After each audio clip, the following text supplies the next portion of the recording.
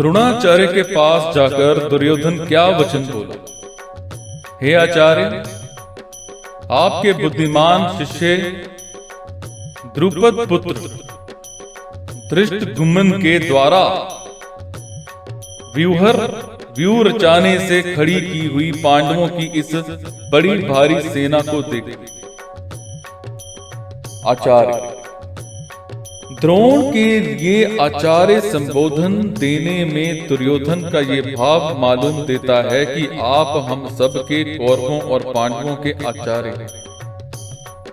शस्त्र विद्या सिखाने वाले होने से आप सबके गुरु, इसलिए आपके मन में किसी का पक्ष या आग्रह नहीं होना चाहिए।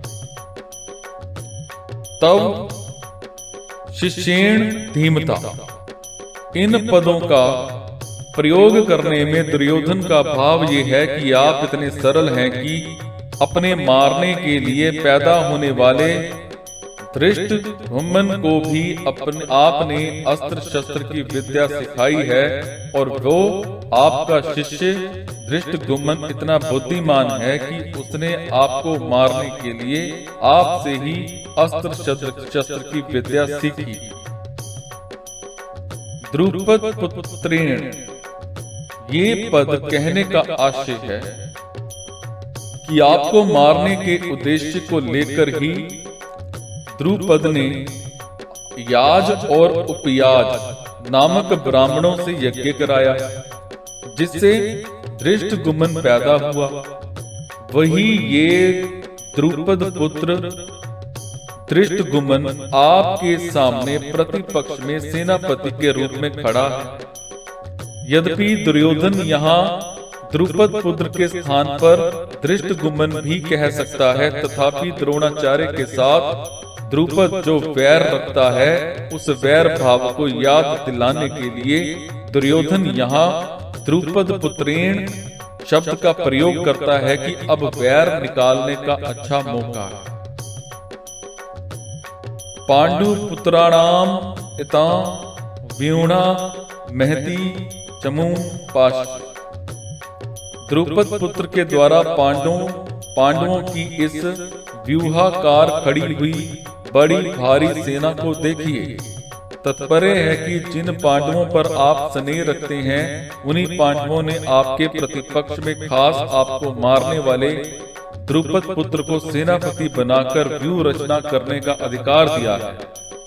अगर पांडव आपसे स्नेह करने का अधिकार रखते हैं, स्नेह रखते, तो कम से कम आपको मारने वाले को तो आपकी सेना का मुख्य सेनापति नहीं बनाना, इतना अधिकार तो नहीं देते। परंतु सब कुछ जानते हुए भी उन्होंने उसी को सेनापति बनाया है। यद्यपि कौरवों की अपेक्षा पांडवों की सेना संख्या में कम थी, अर्थात कौरवों की सेना 11 अक्षौहिणी और पांडवों की सेना 7 अक्षौहिणी थी, तथापि दुर्योधन पांडवों की सेना को बड़ी भारी बात बता रहा है। पांडवों की सेना को बड़ी भारी कहने में दो भाव मालूम होते हैं। नंबर 1, पांडवों की सेना ऐसे ढंग से व्यूहाकार खड़ी हुई थी जिससे दुर्योधन को थोड़ी सेना भी बहुत बड़ी दिख रही थी। और नंबर 2, पांडव सेना में सब के सब योद्धा एक मत के थे। इस एकता के कारण पांडवों की थोड़ी सेना भी बल में, उत्साह में बड़ी मालूम दे रही थी।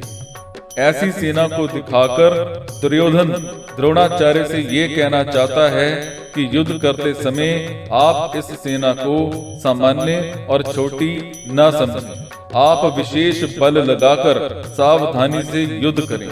पांडवों का सेनापति है तो आपका शिष्य द्रुपद पुत्र ही, अतः उस पर विजय करना आपके लिए कौन सी बड़ी बात है।